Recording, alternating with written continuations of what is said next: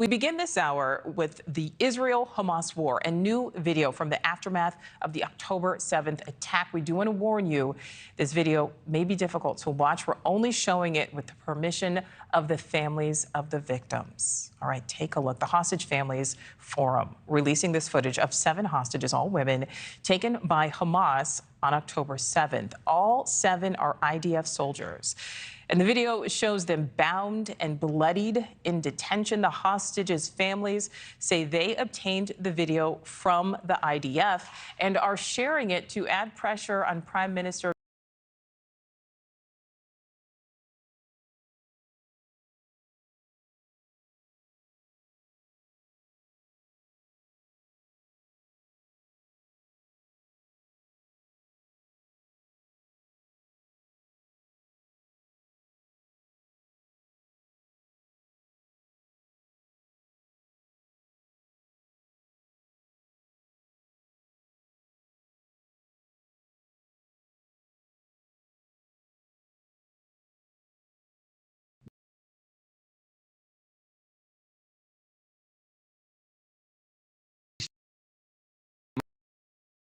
anguishing, and you're talking like what 6, 7 now.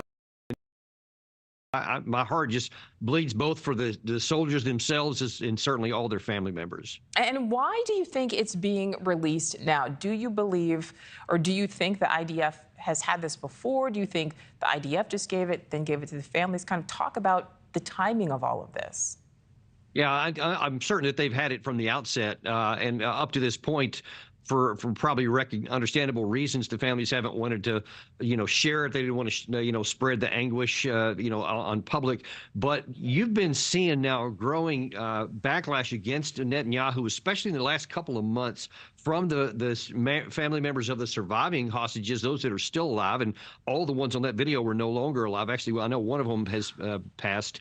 And I think that they're saying, hey, I'm tired of this, stuff where we almost have a negotiated deal and now we don't. And then the Hamas agreed to it and then maybe they didn't. It's hard to know what's going on. They're tired of it, and they just want the government to make whatever deal they need to get their hostages back, and then they can figure the war out from there. And I think this is an effort to get public sentiment behind this, to show the anguish of those women so that it can bring more pressure on the Netanyahu government. That appears to be what they're doing. Well, it's certainly, I think, a good way just to remind the world, what happened on that day.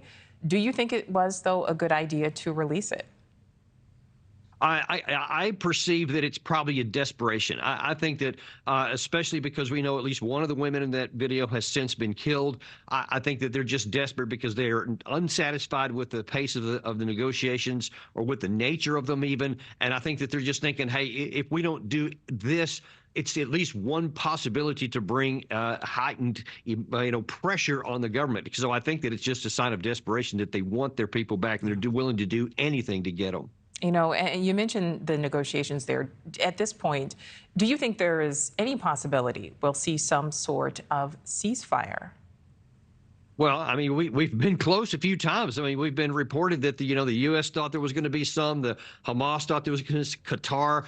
Even the Israeli sources gave some, cautious possibilities, et cetera. Everything has fallen through. And unfortunately, that's not uncommon in these kinds of negotiations. When you're talking war and peace, over many, really centuries of negotiations, these things happen. So it's not surprising. There's no evidence right now it's anything close now. But man, I sure wish there would be. My last question for you, and again, I know this is a complicated one, but I do want us to address it. I know you've kind of talked about this before. What do you think happens when this finally ends?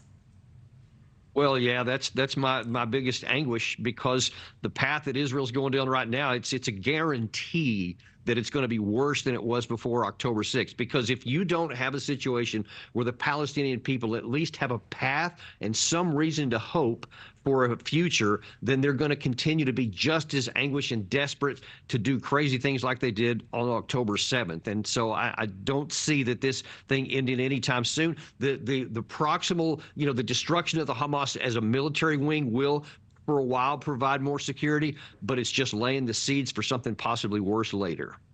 All right, retired Lieutenant Colonel Daniel Davis. Thank you for watching. Go to newsnationnow.com to find News Nation on your television provider. And don't forget to click the red subscribe button below to get more of News Nation's fact-driven, unbiased coverage.